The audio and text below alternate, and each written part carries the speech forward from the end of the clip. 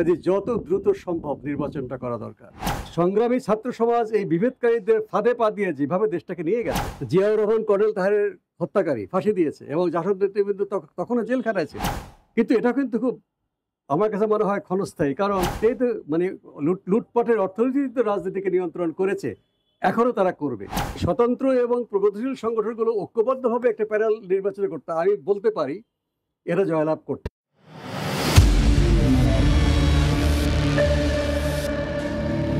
Public ভয়েসের red mic অনুষ্ঠানে আপনাদের সকলকে স্বাগত জানাচ্ছি।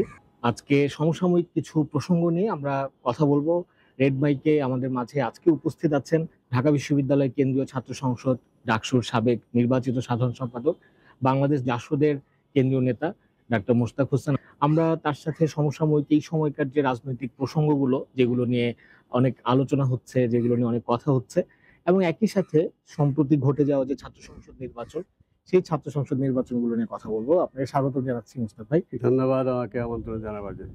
আমরা মোশতাক ভাই, সম্প্রতি যেই বিষয়গুলো নিয়ে অনেক কথা হচ্ছে, যে মানে একদিকে হচ্ছে যে সরকার নির্বাচনে একটা ঘোষণা দিল, এবং নির্বাচনের ঘোষণা দেওয়ার পরে যেটা হচ্ছে যে অনেকদিন ধরেই নির্বাচন নিয়ে কথা হচ্ছিল, সরকার তারিখ ঘোষণা করতেছিল না, এরপরে ফেব্রুয়ারির প্রথমার্ধে নির্বাচনের কথা বলল।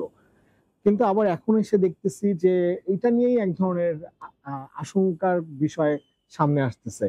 বিশেষ করে গতকালকে আমরা দেখলাম যে জাতীয় নাগরিক কমিটির নেতা নাসিরউদ্দিন পাটোয়ারি তিনি খুব দৃঢ়তার সাথে বললেন যে নির্বাচন ফেব্রুয়ারিতে হচ্ছে না, নির্বাচন ফেব্রুয়ারিতে হবে না। এবং এরপরে আরো অন্যান্য অনেকগুলো প্রসঙ্গ বলছে যে বিএনপি 50 থেকে 100টা পাবে, এনসিপি 150 আসন পাবে, এই ধরনের অনেক কথাবার্তা বলছে। তো আসলে নির্বাচন নিয়ে কি আপনি কোনো আশঙ্কা দেখতে পাচ্ছেন কিনা? না, আমি কোনো আশঙ্কা দেখছি না। বিভিন্ন রকম দাবি আছে যে নির্বাচনের আগে সংস্কার কাজগুলো সম্পন্ন করা যায় কিনা, নির্বাচনের আগে বিচার ব্যবস্থার একটা দৃশ্যমান অগ্রগতি হওয়া যায় কিনা, কথাগুলো যুক্তি আছে। কিন্তু এই অন্তর্বর্তীকালীন সরকারের সময় ক্ষমতার বিভিন্ন কেন্দ্র গড়ে উঠেছে। একজন নেতা তাদের দলের সম্মেলনে বলেছেন যথার্থভাবেই যে একটা সরকারে যদি সার্বিক বিষয় নিয়ন্ত্রণ না থাকে, একাধিক কেন্দ্র থাকে, তাহলে সেই সরকার আসলে কাজ করতে পারে না।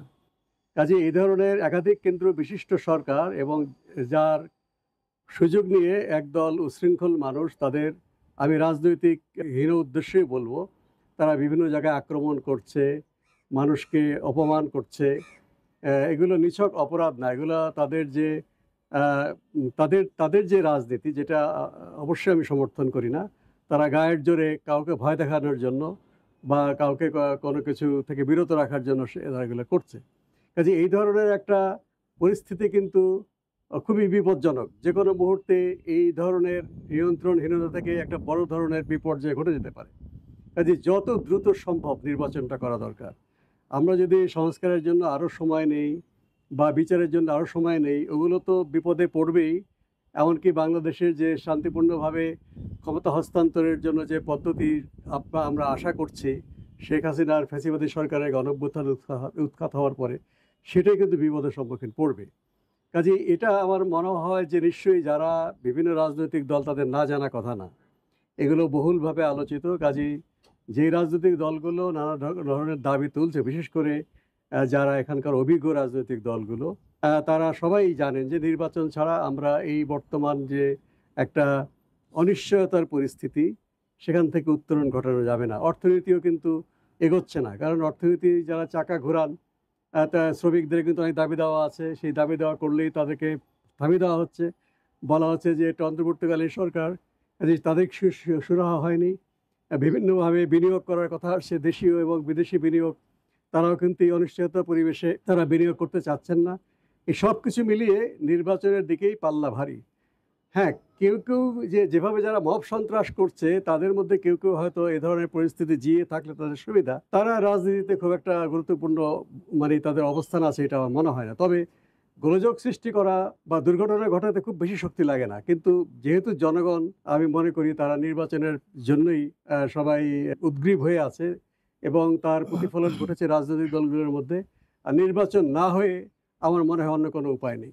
মোশতাক ভাই, মানে এই প্রসঙ্গে ধরে যদি একটু বলি, ধরেন হচ্ছে যে জুলাই আগস্টে যেই গত বছর যেই বিক্ষোভ বিদ্রোহ, এত মানুষের আত্মত্যাগ, যে প্রসঙ্গটা আসতেছে যে একটা নির্বাচন হওয়ার মধ্য দিয়ে কি আসলে এই যে আত্মত্যাগ বা মানুষ যে পরিবর্তনটা চেয়েছিল সেইটার কি আসলে মানে নির্বাচন হলে কি সেই সমস্যাটার সমাধান হবে? মানে যেটা আপনি বলছেন যে নির্বাচনের মধ্য দিয়েই আসলে এই সংকট থেকে উত্তরণের একমাত্র উপায়, কিন্তু আসলে এই সংকটে আমরা পড়লাম কেন? এবং হচ্ছে যে এইরকম একটা অভ্যুত্থানের পরে যে আশাবাদটা তৈরি হয়েছিল যে আমরা ভেবেছিলাম যে এক ধরনের একটা পরিবর্তন হবে, সেই পরিবর্তনের দিকে তো আমরা যাত্রা করতে পারলাম না। সেটা আসলে সেটার কারণটা কি বলে আপনার মনে হয়? দেখুন, গণ অভ্যুত্থান একটা বিশাল সম্ভাবনার দ্বার উন্মোচন করে দিয়েছিল।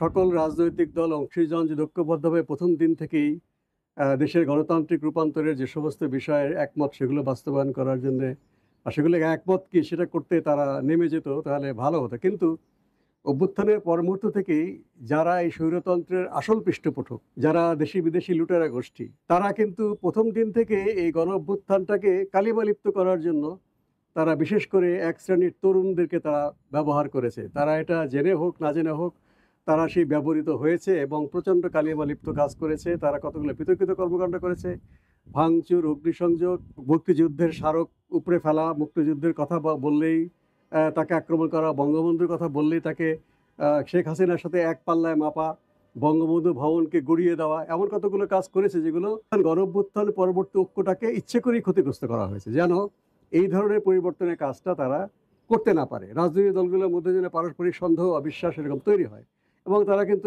এক অর্থে তারা সফলও হয়েছে। এজন্য আমরা দেখছি যে এখন আমরা যারা একটা পরিবর্তন চেয়েছি, একটা নির্বাচিত সরকার আসার আগেই, রাজনৈতিক দল ক্ষমতায় আসার আগেই রাজনৈতিক দলগুলো এক হয়ে কতগুলো মৌলিক সংস্কার করবে, যদিও সেটা গণঅভ্যুত্থানের আগে কোনো ঐক্যবদ্ধ কোনো ম্যান্ডেট কেউ চায়নি। যে ভাই আমরা ছাত্র সংগ্রাম পরিষদ ৯০-এর আগে ১০ দফা দিয়েছিলাম, বা পলিটিক্যাল পার্টিগুলো ৫ দফা দিয়েছিল, সে ধরনের কোনো ম্যান্ডেট না চাইলেও ঐক্যমত হয়ে এগুলো করা যেত। কিন্তু যে বিভেদকামীরা তারা এমনভাবে এই সমস্ত কার্যকলাপ এই গণ অভ্যুত্থানের নামে করেছে, ফলে এখন দ্রুতই নির্বাচনের মাধ্যমে একটা জবাবদিহিমূলক সরকার দরকার। এই সরকার হলেই যে গণ অভ্যুত্থানের চাওয়া পাওয়া হবে খুব একটা সেটা আমিও আশাবাদী না, কিন্তু সেই চাওয়া পাওয়ার মূল সংগ্রামটা আমরা করতে পারবো একটা নির্বাচিত সরকার আসলেই। তারা কিছু কিছু করতে বাধ্য হবে হয়তো, কিন্তু অধিকাংশই হয়তো হবে না। তো তার বিরুদ্ধে কিন্তু একটা রাজনৈতিক সংগ্রামের পরিবেশ সৃষ্টি হবে। এখন তো আমরা জানমালের নিরাপত্তা নিয়েই শঙ্কিত আছি। আমাদের শারীরিক নিরাপত্তা, সামাজিক নিরাপত্তা, অর্থনৈতিক নিরাপত্তা, এমনকি দেশের নিরাপত্তা নিয়েও আমরা মাঝে মাঝে শঙ্কিত অবস্থায় রয়েছি। এই জবাবদিহিতাহীন সরকার বিদেশের সঙ্গে ঝটপট করে বিভিন্ন কাজ করে ফেলছে, অথবা বিদেশিরা চাপিয়ে দিচ্ছে, তারা বাধা দিতে পারছে না। কারণ এই সরকারের যেহেতু নির্বাচিত সরকার নয় বা বহু কেন্দ্রে বিভক্ত এই সরকার, কাজেই বিদেশিরাও এমন জিনিস চাপিয়ে দিচ্ছে, তারা এইটার বিরুদ্ধে মুখ ফুটে কথা বলতে পারছে না। একটা নির্বাচিত সরকার সে যেই হোক না কেন, আমি যাকে পছন্দ করি না, ১৮০ ডিগ্রি বিপরীত দল, তারাও যদি নির্বাচিত হয়ে আসে, তাহলে সরকারি দল বিরোধী দল একটা রাজনৈতিক ব্যাকরণের মধ্যে, রাজনৈতিক খেলার মাঠে কিন্তু আমরা সেই খেলার নিয়মকানুন আমরা জানি, সেখানে আমরা খেলতে পারবো। এখন তো আমি সরকারের বিরুদ্ধে বলতে পারছি না, সরকার তো আমরাই বসে আছি। সরকারের কাছে গেলে বলে আমার তো নিয়ন্ত্রণে এটা নাই, আমি তো এটা করতে গেলে আমার বিরুদ্ধে বিক্ষোভ হচ্ছে, কেউ তো দায়িত্ব নিচ্ছে না।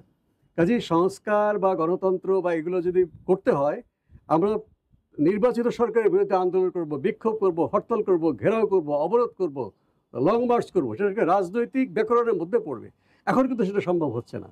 কাজেই যে সংস্কারগুলো প্রয়োজন, যেটা হয়তো গণঅভ্যুত্থানের আগে বাস্তব কারণে সম্ভব ছিল না, কারণ নির্দলীয় চেহারার ছাত্ররা সামনে আসার কারণে গণঅভ্যুত্থান সফল হয়েছে। রাজনৈতিক দলগুলোর প্রতি মানুষের প্রচণ্ড বিতৃষ্ণা, আদর্শবাদী দলগুলো যারা প্রগতিশীল দল, তারা সেইভাবে সাংগঠনিকভাবে সামনে আসতে পারেনি। এই একটা প্রচণ্ড শূন্যতার মধ্যে গণঅভ্যুত্থান হয়ে ফ্যাসিবাদকে হটিয়ে দেওয়া হয়েছে। রাষ্ট্রযন্ত্রে আঘাত করেছে গণঅভ্যুত্থান, রাষ্ট্রযন্ত্র ভেঙে পড়েছে বা ফাটল ধরেছে।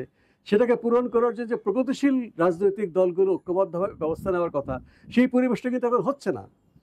কাজেই নির্বাচনের পরে সেই পরিবেশটা হবে। হয় প্রগতিশীলরা সরকারের অংশ হবে, অথবা প্রগতিশীলরা বিরোধী দল থেকে ঐক্যবদ্ধভাবে রাষ্ট্রের যে প্রগতিশীল রূপান্তর দরকার, যেটা ২৪-এর গণঅভ্যুত্থানে আঘাত পেয়েছে, সেটাকে গণতান্ত্রিকভাবে পুনর্নির্মাণের সেই কাজগুলো করা যাবে। সেটা এখন কিন্তু একেবারেই করা যাচ্ছে না। এই প্রসঙ্গে যদি মানে আরেকটু দেখেন যে আহ, আপনি যেটা বললেন যে বিদেশি শক্তিগুলোর এক ধরনের একটা আক্রমণ আছে আমাদের স্বাধীনতা, সার্বভৌমত্ব, সেগুলোর উপরেও, আমাদের জাতীয় সম্পদের উপরে। আবার অনেক ধরনের এর মধ্যে যেমন আমাদের চট্টগ্রাম বন্দর, ওদিকে মিলিটারি সাথে একটা যৌথ মহড়া, সেগুলোর অনেকগুলো ঘটনা যেমন আমরা দেখছি।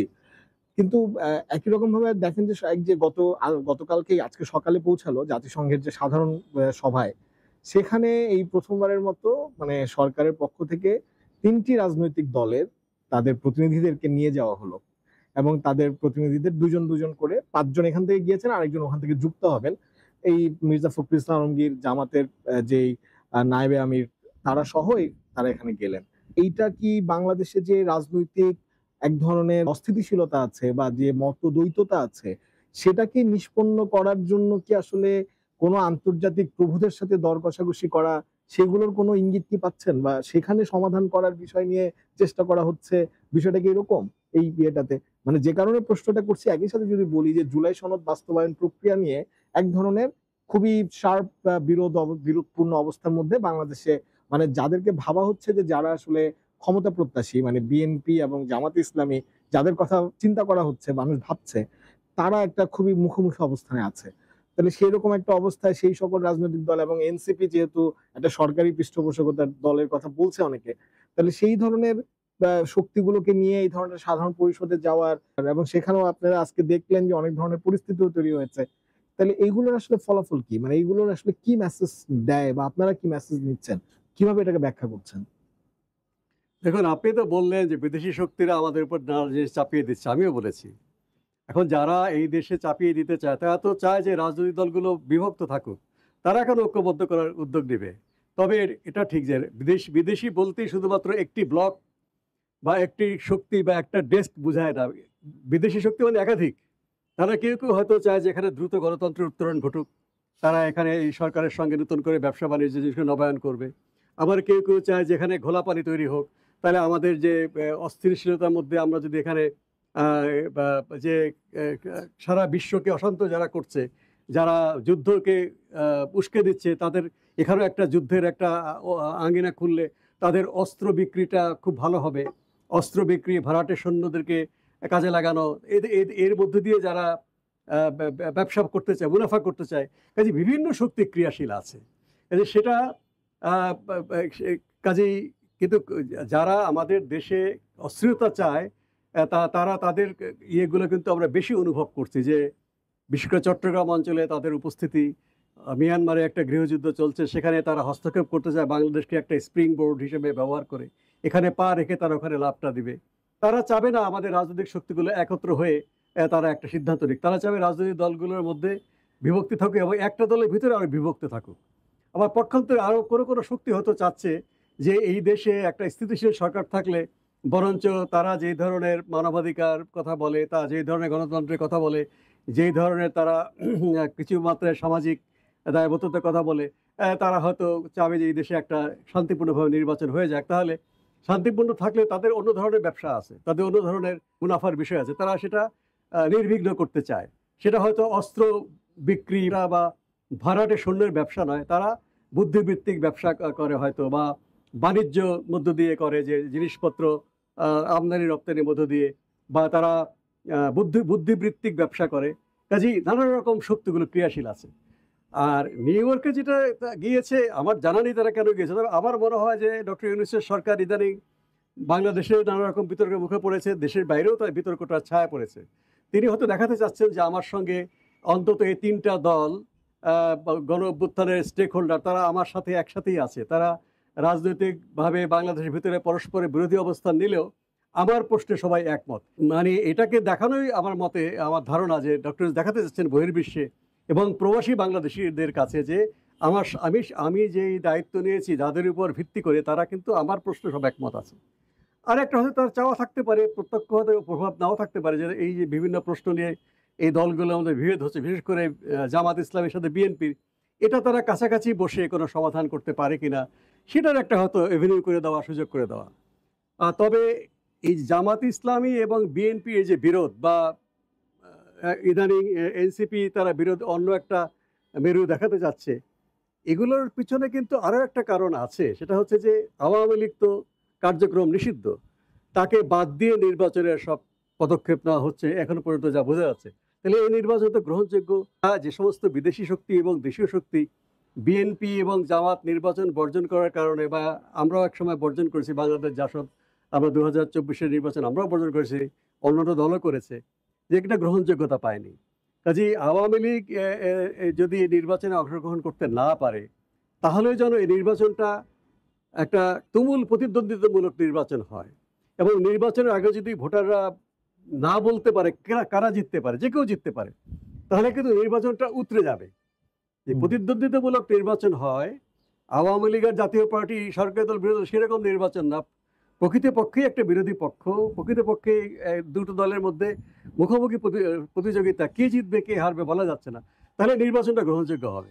এটারও কিন্তু একটা নেপথ্যে বা যারা এখানে আওয়ামী লীগ বাদে রাজনৈতিক মানচিত্র অঙ্কন করতে চান, তাদের একটা চাওয়া থাকতে পারে যে আওয়ামী লীগ বাদে এই নির্বাচনটা তুমুল প্রতিদ্বন্দ্বিতা হচ্ছে, এবং আওয়ামী লীগের যারা সমর্থক, আওয়ামী লীগের যে রাজনৈতিক চাহিদা, তারা এই দুই পক্ষের কারো পক্ষের সাথে তাদের জন্য নিজেদেরকে তারা একাত্ম ফিল করতে পারে, তাহলে তো আর আওয়ামী লীগের প্রাসঙ্গিকতা থাকছে না। এটাও কিন্তু একটা নেপথ্যের বিষয়। তবে কথা হচ্ছে যে বিরোধ করতে করতে যদি নেপথ্যের এই চাওয়াটা অতিক্রম করে, যেহেতু এদেশে লুটপাটের অর্থনীতি, ব্যাপক ধরনের জচ্চুরি দিয়ে বড়লোক হওয়ার সিস্টেমটা এখনো আছে, হওয়ার পরে গণঅভ্যুত্থানের পরে বরং যেটা অনেক বেড়েছে, জবাবদিহিতা একদম একদম জবাবদিহি বাইরে চলে গেছে। কাজে এটাই তো মানে লুটপাটের অর্থনীতি তো রাজনীতিকে নিয়ন্ত্রণ করেছে, এখনো তারা করবে। কাজেই এই যে গণতান্ত্রিক প্রতিদ্বন্দ্বিতার যে চাহিদা থেকে এই দুই দলের মধ্যে যে প্রতিদ্বন্দ্বিতা হয়ে থাকে, কিন্তু ওই যে লুটেরা গোষ্ঠী, যে অর্থনৈতিকভাবে যারা ডাকাত, তারা কিন্তু এই ফাঁকে তাদের যে স্বার্থসিদ্ধি করতে গিয়ে এইটাকে নিয়ন্ত্রণের বাইরে চলে যেতে পারে, সেই আশঙ্কাটা রয়ে যায়। খুবই স্বাভাবিক।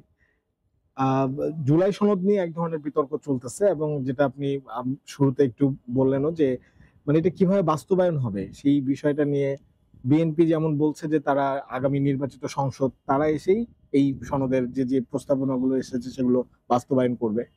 কেউ কেউ গণ ভোটের কথা বলছেন, কেউ কেউ আবার সাংবিধানিক স্বীকৃতির কথা বলছেন, বা জুলাই সনদের ভিত্তিতেই নির্বাচনের কথা, এই দাবিও এসছে। এবং একই সাথে এইটাও নিয়েও এইটা যেমন একটা বিষয়, আরেকটা বিষয় নিয়েও আলোচনা হচ্ছে যে সংখ্যানুপাতিক নির্বাচনের বিষয়টা নিয়েও আপনারা দেখেছেন যে এটা নিয়েও একটা সময় এখানকার বামপন্থীরাও তারা এটা দাবি করেছিল সংখ্যানুপাতিক নির্বাচনে। তাহলে এখন আমরা দেখছি যে জামাত সহ ইসলামপন্থী রাজনৈতিক দলগুলো তারা সংখ্যানুপাতিক পদ্ধতিতেই নির্বাচন দিতে হবে, এবং এনসিপি আসলে যে উচ্চ কক্ষের কথা বলা হয়েছে সেই উচ্চ কক্ষে তারা সংখ্যানুপাতিক নির্বাচনের কথা বলছে। তো এই দুইটা প্রসঙ্গে আসলে মানে আপনাদের এই সময় রাজনৈতিক অবস্থানটা কি? মানে জুলাই সনদের বাস্তবায়ন নিয়েও আপনারা কি ভাবছেন? সংখ্যানুপাতিক নির্বাচনের যেটা দাবিটা একসময় সবাই করেছিলেন, সেটা নিয়েও আসলে কি পরিস্থিতি? জুলাই সনদ যদি আমরা বুঝে থাকি যে জাতীয় ঐক্যমত কমিশনে যেগুলো একমত হয়েছে, অধিকাংশ ক্ষেত্রে কিন্তু নোট অফ ডিসেন্ট আছে। আমাদের দল বাংলাদেশ জাসদ এবং বাম গণতান্ত্রিক জোটের যারা প্রতিনিধি বা আরও অন্যান্য দল, আমরা কিন্তু অধিকাংশ সংস্কারের প্রশ্নে একমত। বিএনপি সেসব জায়গায় কিন্তু তাদের আপত্তিগুলো জানিয়েছে। সংবিধানের 150(2) ধারা 7ই মার্চ থেকে শুরু করে 10ই এপ্রিল বা 16ই ডিসেম্বর পর্যন্ত যে সমস্ত ঘোষণা হয়েছে মুক্তিযুদ্ধের সময়, সেগুলোকে সন্নিবিষ্ট করা ছিল সংবিধানে, সেটা এরা বাতিল করার প্রস্তাব করেছে ঐক্যমত কমিশন, বা কোনো কোনো দল হয়তো এটাকে প্রতিবাদ জানিয়েছে। এটা কিন্তু আলোচনায় আসেনি, ঐক্যমত কমিশনের টেবিলে আলোচনায় আসেনি, এটা ছকের মধ্যে ছিল, সেখানে আমরা না বলেছিলাম, সেখানে তারা এখানে দিয়েছে যে তারা ঐক্যমত হিসেবে, আমরা আপত্তি করেছি। নারী আসন সরাসরি নির্বাচন আমরা প্রতিবাদ করেছি, যদিও আমাদের দলের প্রতিবাদটা লিপিবদ্ধ হয়নি, কিন্তু সিপিবি এবং বাসদের প্রতিবাদটা লিপিবদ্ধ হয়েছে। আমরা নারী আসনে সরাসরি নির্বাচন চেয়েছি 100টি আসন নির্ধারণ করে। আমরা রাষ্ট্রীয় 4 মূলনীতি আমরা বলেছি যে বিদ্যমান 72 সালের সংবিধান, এই 4 মূলনীতি রেখে যদি এগুলো করা হয় আমাদের আপত্তি নেই, কিন্তু এটা না করা হলে আমাদের তীব্র আপত্তি আছে, এবং সেভাবে আপত্তি দিয়ে রেখেছি। তো এই সমস্ত প্রশ্নে তারপরে আমাদের দলের একটা আপত্তি আছে যে ত্রয়োদশ সংশোধনীকে পুনরুজ্জীবিত করে তত্ত্বাবধায়ক সরকারের বিচার বিভাগকে আবার আনার একটা প্রস্তাব আছে। অনেক দল সমর্থন করেছে, আমাদের দল থেকে আপত্তি করেছে যে বিচার বিভাগকে তত্ত্বাবধায়ক সরকার যদি সংযুক্ত করা হয় ত্রয়োদশ সংশোধনীর মতো, তাহলে বিচার বিভাগটা এমনিতে এখন কলুষিত অবস্থায় আছে, সেটাকে আর আমরা দূর করতে পারবো না। তো এইসব বিষয়ে আমাদের দ্বিমতগুলো আছে। তো বিএনপির দ্বিমত আছে এইসব বিষয়ে, তাদের খুব একটা দ্বিমত নেই, যেটা আমরা দ্বিমত করেছি। তাদের দ্বিমত আছে যে ক্ষমতার যে ভারসাম্য করার জন্য রাষ্ট্রপতিকে আরও ক্ষমতা দেওয়া, প্রধানমন্ত্রীর কাছ থেকে সাংবিধানিক সাংবিধানিক সংস্থাগুলো নিয়োগের ক্ষমতাগুলো স্বাধীন কমিশনের কাছে দেওয়া, এগুলোতে তারা বিএনপি আপত্তি করেছে মূলত। তো এই কাজেই এটা এই যে জুলাই সনদের মতো বিষয়টা যদি সবচেয়ে ভালো হতো যে গণঅভ্যুত্থানের আগে রাজনৈতিক দলগুলো একমত হতো, যারা গণঅভ্যুত্থানে আসে, সেটা সে ধরনের কোনো প্রক্রিয়া করা হয়নি। তখনই কিন্তু বিএনপি বলেছিল যে এগুলোর বিষয়ে তারা সংসদের মাধ্যমে বাস্তবায়িত করবে। ৩১ দফায় বিএনপি অনেক কিছুই একমত হয়েছিল, যেগুলো কিছু কিছু আবার ঐক্যমত কমিশনেও তারা বিরোধিতা করেছে। কিন্তু ৩১ দফাতে কিন্তু তারা নির্দিষ্ট প্রতিশ্রুতি দেয়নি যে নির্বাচনের আগেই অন্তর্বর্তীকালীন সরকার বা অস্থায়ী সরকার তত্ত্বাবধান করবে। এটা গণতন্ত্র মঞ্চের বাকিরা কেউ কেউ বলেছে, বা এর বাইরেও নাগরিক কমিটি জনাব আনু মোহাম্মদের তারা এই কথাগুলো বলেছে। তো সেখান থেকেই গণঅভ্যুত্থানকারী ছাত্ররা এই কথাগুলো বলেছে। কিন্তু গণঅভ্যুত্থানের ছাত্ররা গণঅভ্যুত্থানের পরে তাদের নিয়ন্ত্রণ হারিয়েছে বিতর্কিত কর্মকাণ্ডের জন্য, যেটা আমি আগে উল্লেখ করেছি। ফলে এই পরিবেশটা যদি থাকতো, গণঅভ্যুত্থানের পরপরই সমস্ত রাজনৈতিক দল মিলে গণঅভ্যুত্থানকারী ছাত্ররা সবার সঙ্গে কথা বলে কিন্তু এগুলো তারা রাষ্ট্রপতির অধ্যাদেশের মাধ্যমে বা কোনো একটা সংবিধান স্বীকৃত পথে এটা একমত হিসেবে তারা করতে পারত। কিন্তু সংগ্রামী ছাত্র সমাজ এই বিভেদকারীদের ফাঁদে পা দিয়ে যেভাবে দেশটাকে নিয়ে গেছে, এখন আর এই বিশেষ সাংবিধানিক আদেশ, রাষ্ট্রপতির প্রোক্লামেশন, ঘোষণা দিয়ে এগুলো করার কোনো জায়গা নেই। এবং সেটা ১ বছর পরে গণঅভ্যুত্থানের এক বছরের বেশি সময় পার হয়ে গেছে। এখন যে বিষয়ে ঐক্যমত হয়েছে, আমরা বলেছি যেগুলো প্রশাসনিক আদেশে বাস্তবায়ন করা সম্ভব, সংসদে আনা প্রয়োজন নেই, সেগুলো সেভাবে হবে এবং সরকার সেগুলো করা শুরু করেছে। যে সমস্ত আইন কানুন সংসদের সংখ্যাগরিষ্ঠতার ভিত্তিতে পাশ করার বিষয় আছে, সংবিধানের অন্তর্ভুক্ত হবে না, সেগুলো তারা রাষ্ট্রপতির অধ্যাদেশ দিয়ে তারা চালু করতে পারে, সেগুলো তারা করছে। কিন্তু সংসদে ২/৩ আসন, ২/৩ আসনের সমর্থন দরকার হবে সাংবিধানিক যে সংশোধনী, সেগুলো ঝুঁকি নেওয়া যায় না যে রাষ্ট্রপতির সংবিধান এই করে করবেন। এটা তো একে তো হচ্ছে এখন প্রচলিত সাংবিধানিক যেই নিয়মকানুন তার বিরুদ্ধে, প্রচলিত সংবিধানের উপরে সেটা স্থান দেওয়া হবে। তো দুটো সংবিধান হয়ে যাবে, কিন্তু সাংবিধানিক ঘোষণা এবং প্রচলিত সংবিধান। কাজে এইটা করা হয়তো গণঅভ্যুত্থানের সময় সেটা করা সম্ভব ছিল, সবাই মেনে নিত, এবং মেনে নিলে কিন্তু সাংবিধানিক পথ বেরিয়ে যায়। যেমন ১৯৯০ সালে গণঅভ্যুত্থানের পরে বিচারপতি শাহাবুদ্দিন রাষ্ট্রপতি হয়েছেন, আবার ফেরত গেছেন। এটা কখনোই কোনো স্বাভাবিক সংবিধানে অন্তর্ভুক্ত ছিল না। কিন্তু যেহেতু সবাই সমর্থন করেছে, জাতীয় পার্টি ছাড়া, যেহেতু জাতীয় পার্টির বিরুদ্ধে আন্দোলনটা হয়েছে, কিন্তু এটা সংবিধানে অন্তর্ভুক্ত হয়েছে। সেই পরিবেশটা কিন্তু এখন আর নেই। কাজেই জুলাই সনদে যেগুলো সংবিধানের সঙ্গে যুক্ত, সেগুলো সংসদেই হতে হবে। বা ধরুন যে আমরা নারী আসনে বিষয়ে আপত্তি দিলাম, নারী আসন এখন যেটা তারা বলছে একমত হয়েছে, আমাদের আপত্তি বাদ দিয়ে ৫০টি আসন সংরক্ষিত থাকবে, আর বাকি ৫০টি আসনে কি বলে ভিত্তিতে হবে। এখানে কোনো আসন বরাদ্দ থাকবে না। রাজনৈতিক দলগুলো শতকরা ৫টি আসনে তারা নারীদেরকে প্রতিদ্বন্দ্বিতা করতে দেবে।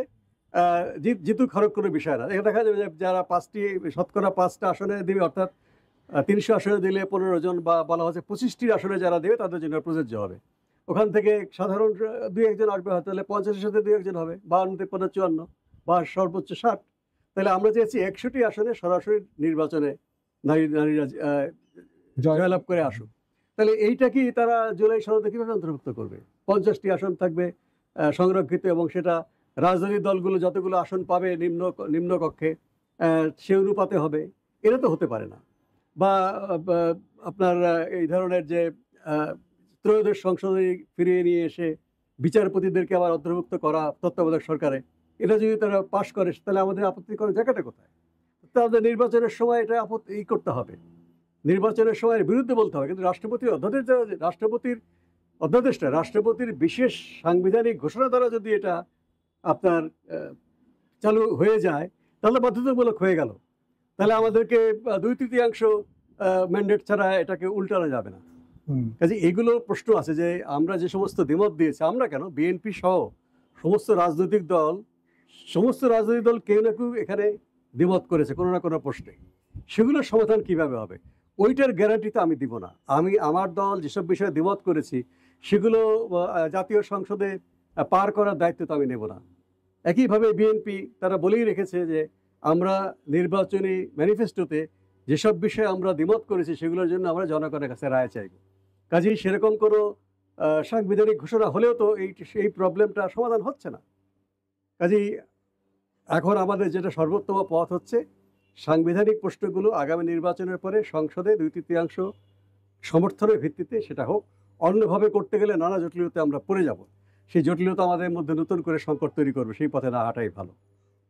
আর সংখ্যানুপাতিক ভোটের কথা, হ্যাঁ, আমাদের দল বাংলাদেশ জাসদ সহ অন্যান্য প্রগতিশীল দলগুলো তারা চেয়েছে। এটা যদিও আমরা সরাসরি বলিনি, কিন্তু আমাদের দলে আলোচনা হয়েছে যখন স্থানীয় সরকারগুলো শক্তিশালী হবে।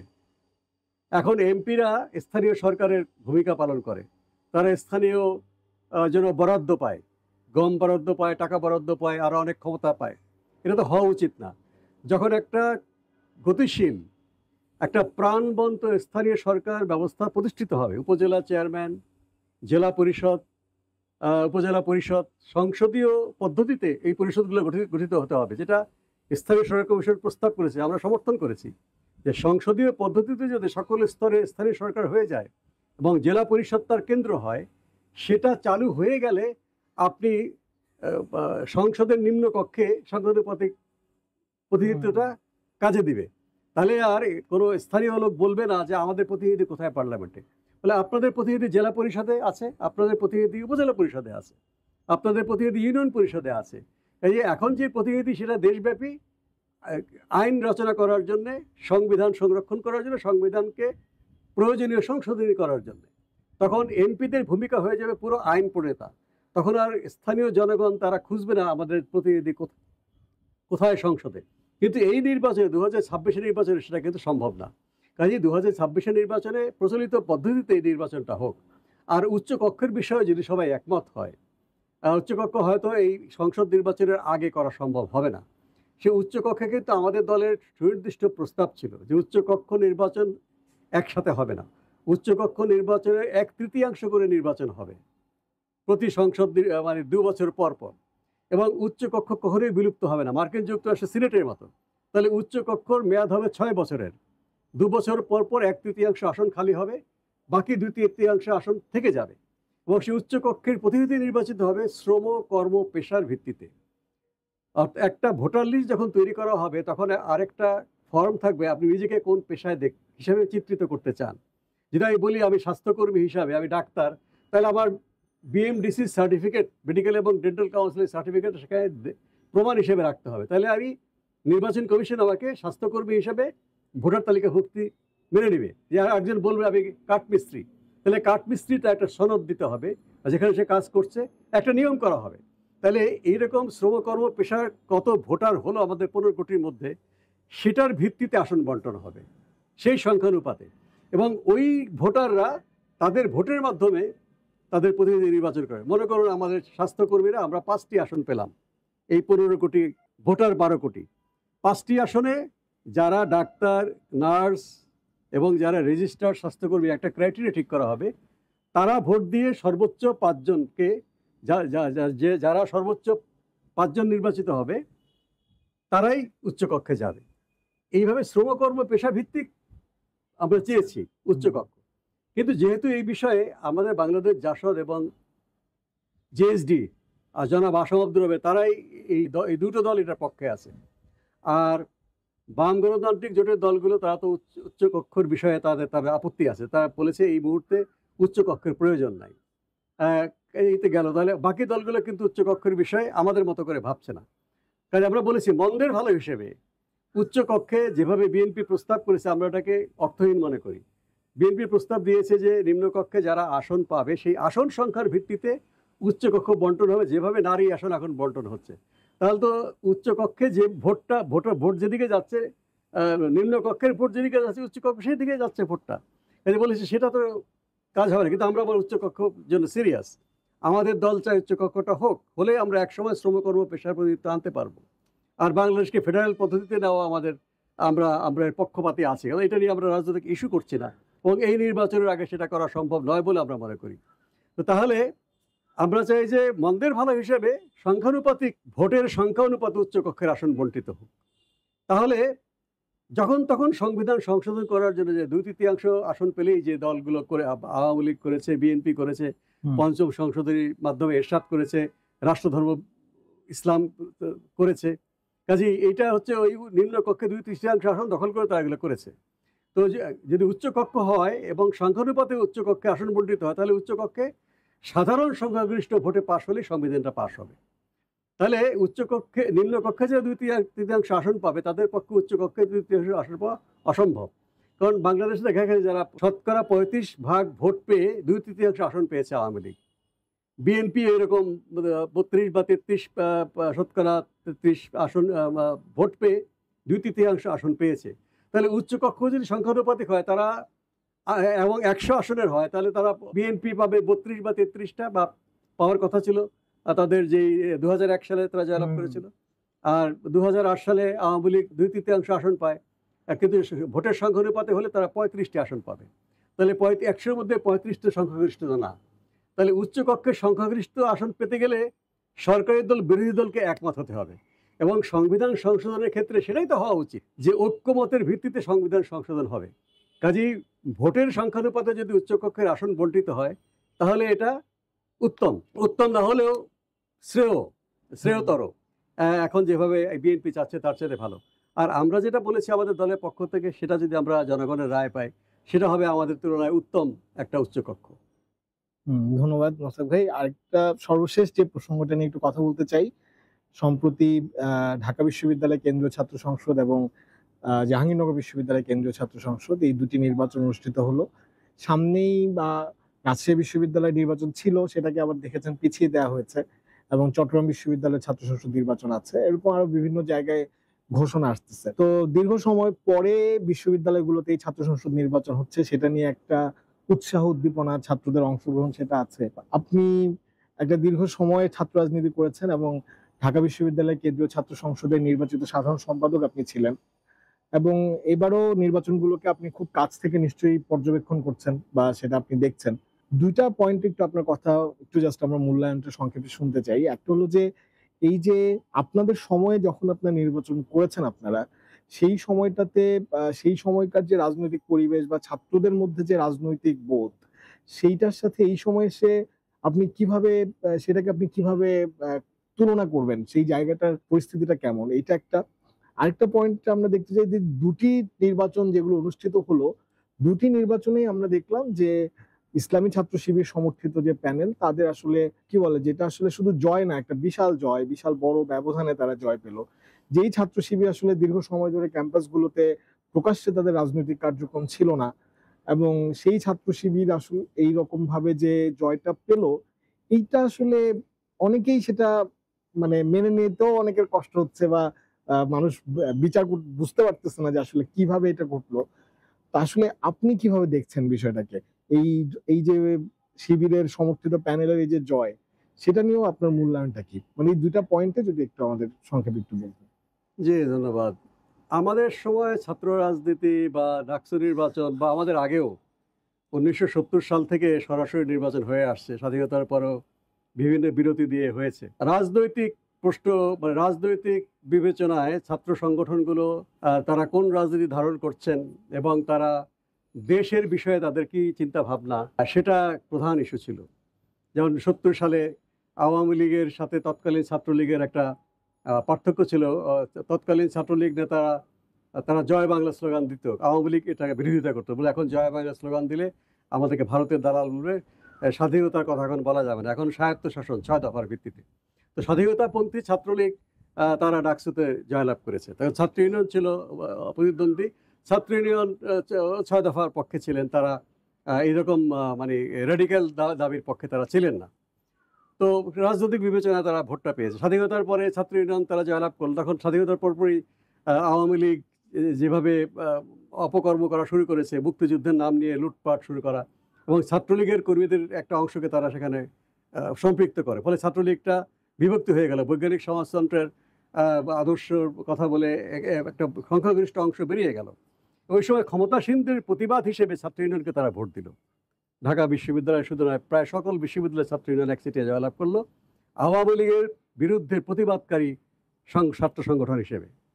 তারপরে স্বাধীনতা 1973 সালে নির্বাচনে তখন ছাত্রলীগের যে বৈজ্ঞানিক সমাজতন্ত্রপন্থী অংশ, যেটাকে জাসদ ছাত্রলীগ বা রবপন্থী ছাত্রলীগ বলা হতো, তারা জয়লাভের সম্ভাবনা দেখা দিল। নির্বাচনের পরে সেই সম্ভাবনা দেখে সরকারি দল রাতের অন্ধকারে ব্যালট বাক্স ছিনতাই করলো। তখন কিন্তু ছাত্ররা রাজনৈতিক বিবেচনায় ভোট দিয়েছে যে প্রতিবাদী সংগঠন মাহবুব জহুর পরিষদ, যারা জাসদের চাইতে নাম বেশি জানতো মানুষ তৎকালীন ছাত্রলীগের। হ্যাঁ, তো এরপরও আপনার মান্না ভাই জয়লাভ করলো 1979 সালে। কর্নেল তাহেরকে ফাঁসি দিয়েছিল জিয়াউর রহমান। জিয়াউর রহমান কর্নেল তাহেরের হত্যাকারী, ফাঁসি দিয়েছে এবং জাসদ নেতৃবৃন্দ তখনও জেলখানায় ছিলেন, নির্যাতিত হয়েছেন। এই যে জিয়াউর রহমানের বিরুদ্ধে সবচেয়ে সংগ্রামী সংগঠন হচ্ছে বাংলাদেশ ছাত্রলীগ, মাহমুদুর রহমান মান্নার যে সংগঠন, বৈজ্ঞানিক সমাজতন্ত্রের পতাকাবাহী, তাদেরকে ছাত্ররা রাজনৈতিক বিবেচনায় ভোট দিল। এরপরে মান্না ভাই এবং আক্তার ভাইয়ের সঙ্গে জাসদ নেতৃবৃন্দের বিরোধ হলো। জাসদ নেতৃবৃন্দ তাদেরকে বহিষ্কার করলেন। এই বহিষ্কারটার প্রতিবাদ হিসেবে রাজনৈতিক বিবেচনায় ছাত্ররা পরের বার মান্না ভাই আক্তার ভাইকে আবারও বিপুল ভোটে জয়লাভ করলো এবং তারপরের বারও করলো। এবং 90 সালের নির্বাচনে আমরা জয়লাভ করলাম। এরশাদ বিরোধী আন্দোলনে আমাদের একটা জোট ছিল, ঐক্যবদ্ধ জোট। সে ঐক্যবদ্ধ জোট আমরা আন্দোলন করে ম্যান্ডেট আমাদেরকে তারা রাজনৈতিক বিবেচনায় তারা দিয়েছে। এর পরের বারে আমান কখন জয়লাভ করলো, আমাদের ছাত্র সংগ্রাম পরিষদ কয়েক ভাগে বিভক্ত হয়ে গেল এবং ছাত্র সংগ্রাম পরিষদের একটা অংশ আওয়ামী লীগ ছাত্রলীগ তারা এরশাদের সঙ্গে গোপন আতাত করেছে বলে ছাত্র সমাজ বিশ্বাস করেছে। কাজেই জাতীয়তাবাদী ছাত্র দল, বিএনপি এবং তাদের নেত্রী খালেদা জিয়ার একটা আপোষহীন ভূমিকা দেখেছে ছাত্র সমাজ, রাজনৈতিক বিবেচনায় তাকে ভোট দিয়েছে। এইভাবে কিন্তু রাজনৈতিক বিবেচনায় যেই ছাত্র সংগঠন রাজনৈতিক দলের লেজুভিত্তিক করছে না, এটাও কিন্তু একটা শর্ত যে রাজনৈতিক দলের দ্বারা প্রভাবিত নয়, সাংগঠনিকভাবে সিদ্ধান্ত গ্রহণের বিষয়ে প্রভাবিত নয়, কিন্তু বিবেচনাটা রাজনৈতিক, তারাই কিন্তু ম্যান্ডেট পেয়েছে একেবারে 1990 সালের নির্বাচন পর্যন্ত। আমরা যারা ভোট পেয়েছি, ছাত্রীরা যখন ভোট পেয়েছি, তখন কেউ মনে করতো না যে সহযোগী সংগঠন দ্বারা তারা ডিকটেটেড হয়, তাদের দ্বারা তাদের অঙ্গুলি হেরোনে কাজ করে, এবং আমরা করিও নি, তাই আমরা সমর্থনটা পেয়েছি। এইবারে কিন্তু ছাত্র সমাজ, এটাও আমি বলবো রাজনৈতিক বিবেচনা, কিন্তু সুস্পষ্টভাবে কোনো রাজনৈতিক বিবেচনা ছাত্র সংগঠন তারা খুঁজে পায়নি। এবারে ছিল যে প্রতিষ্ঠিত রাজনৈতিক দল যারা অতীতে ঢাকা বিশ্ববিদ্যালয় সহ সব জায়গায় দখলবাজিত্ব করেছে, দখলবাজির রাজনীতি করেছে, ছাত্র সমাজকে অপমান করেছে, কান ধরে উঠবাস করিয়েছে, লেখাপড়া করতে দেয়নি, তাদের সেই বিভিন্ন কার্যকলাপে রাত্র 2-3 পর্যন্ত তাদেরকে থাকতে হয়েছে, ঘুমাতে পারছে না। প্রচণ্ড প্রতিবাদ যে কোনো রাজনৈতিক দল, যাদের বড় রাজনৈতিক দল আছে, তাদের ছাত্র সংগঠনকে তারা একেবারেই পছন্দ করেনি। এত স্বতন্ত্র ছাত্রদের প্রার্থিতা দেখেছি আমরা এই ঢাকা বিশ্ববিদ্যালয়, জাহাঙ্গীরনগরে, অন্যান্য জায়গাও দেখছি আমরা। প্রগতিশীল ছাত্র সংগঠন যারা অতীতে জয়লাভ করেছে তাদের প্রতি ওদের আস্থা ছিল, কিন্তু এখানে একাধিক প্যানেল হয়ে গিয়েছে, স্বতন্ত্র একাধিক প্যানেল হয়ে গিয়েছে। যে স্বতন্ত্র এবং প্রগতিশীল সংগঠনগুলো ঐক্যবদ্ধভাবে একটা প্যানেল নির্বাচন করতে, আমি বলতে পারি এরা জয়লাভ করতো অথবা তীব্র প্রতিদ্বন্দ্বিতায় আসতো। এই ধরনের পরিস্থিতিতে নির্বাচনে প্রতিদ্বন্দ্বিতা ছিল রাজনৈতিক ছাত্র সংগঠন, জাতীয়তাবাদী ছাত্র দল। ছাত্র সমাজ দেখেছে যে অতীতে তারা এটা করেছে, তারা সবাই হয়তো চোখে দেখেনি, কিন্তু ক্যাম্পাসের বাইরেই জাতীয়তাবাদী ছাত্র দলের কর্মীরা তাদের সহযোগী রাজনৈতিক সংগঠন, তাদের যুব সংগঠন, তাদের মৎস্য সংগঠন, তাদের তাঁতি সংগঠন, এই সংগঠন যেভাবে লুটপাট করে যাচ্ছে, এখনো মব সন্ত্রাস করছে, অরাজক পরিস্থিতি। কাজেই তারা ক্যাম্পাসে ছাত্রদলকে ভোট দেওয়া মানে ওই যে ক্যাম্পাসের বাইরে যেটা হচ্ছে এটা ভিতরে ডেকে নিয়ে আসা। কাজেই তারা মন্দের ভালো হিসাবে ছাত্র শিবির সমর্থিত প্যানেলকে দিয়েছে এবং ছাত্র শিবির তারা এই কৌশল নিয়েছে, তারা তাদের ইসলামিক যে রাজনীতি, ধর্মীয় রাজনীতি তার সামনে আনেনি, তারা ওটাকে তারা পিছনে ফেলে রেখে অন্যান্য ছাত্র সংগঠন যেভাবে নির্বাচনী ইশতেহার দিয়েছে, তারা সেই সাধারণ সমস্যাগুলো তারা তুলে ধরেছে এবং তারা বলেছে যে আমাদের প্যানেলের নাম ঐক্যবদ্ধ শিক্ষার্থী জোটবায়িত, এইভাবে তারা করেছে। ফলে ছাত্ররা হয়তো তারা জানে, ছাত্ররা একদম জানে না, তারা ইসলামী ছাত্র শিবির জানার পরেও এবং ইসলামী ছাত্র শিবিরের কাছে নিকট অতীতে তাদেরকে এরকম দখলবাজিত্ব করতে দেখেনি। যদিও আমরা জানি চট্টগ্রাম বিশ্ববিদ্যালয়, রাজশাহী বিশ্ববিদ্যালয়ে তারা দখলবাজিত্ব করেছে, তারা আহত করেছে, নিহত করেছে প্রতিদ্বন্দ্বী ছাত্র সংগঠনগুলোকে, কিন্তু এইখানকার ঢাকা বিশ্ববিদ্যালয় বা জাহাঙ্গীরনগরের বিশ্ববিদ্যালয়ে তাদের কাছে এটা অতটা জানা বা অতটা তারা গুরুত্ব দেয়নি যে 30 বছর আগে করেছে বা 35 বছর আগে করেছে, 20 বছর আগে করেছে। এই তারা মন্দের ভালো হিসাবে ইসলামী ছাত্র শিবির সমর্থিত প্যানেলকে তারা একটা সামাজিক সংগঠন হিসেবে, তারা তো অনেক সমাজ কল্যাণমূলক কাজ করেছে, তাদের যে অর্থের উৎস আছে, তাদের সহযোগী রাজনৈতিক সংগঠন এগুলো করেছে, সে কারণে তারা ভোট পেয়েছে তা না। এরকম সামাজিক কর্মকাণ্ড সবসময় সরকারি দল করে থাকে।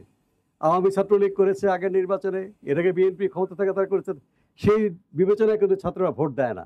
তারা ওদের কল্যাণ হতে নেয় ঠিকই, কিন্তু ভোট দেয় প্রতিবাদী সংগঠনকে। এবারে প্রধান জাতীয়তাবাদী ছাত্র দলের বিরুদ্ধে তারা মনে করেছে এই প্যানেলটা তাদের, তারা কিছুটা ভেবেছে ভরসার স্থল।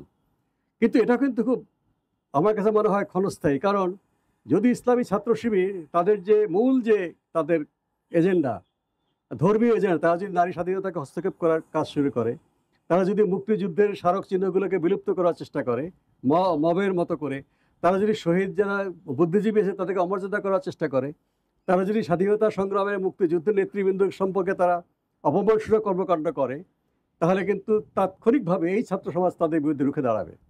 প্রমাণটা হলো যখন এই নির্বাচনের আগেই তারা টিএসসিতে যুদ্ধাপরাধী তাদের যেসব নেতৃবৃন্দ ফাঁসির দণ্ডপ্রাপ্ত হয়েছিলেন তাদের ছবিটা নিয়েছিল, এর বিরুদ্ধে তীব্র প্রতিবাদ হয়। প্রতিবাদ যারা করেছে প্রগতিশীল সংগঠন, তাদের সাংগঠনিক শক্তি কিন্তু সীমিত।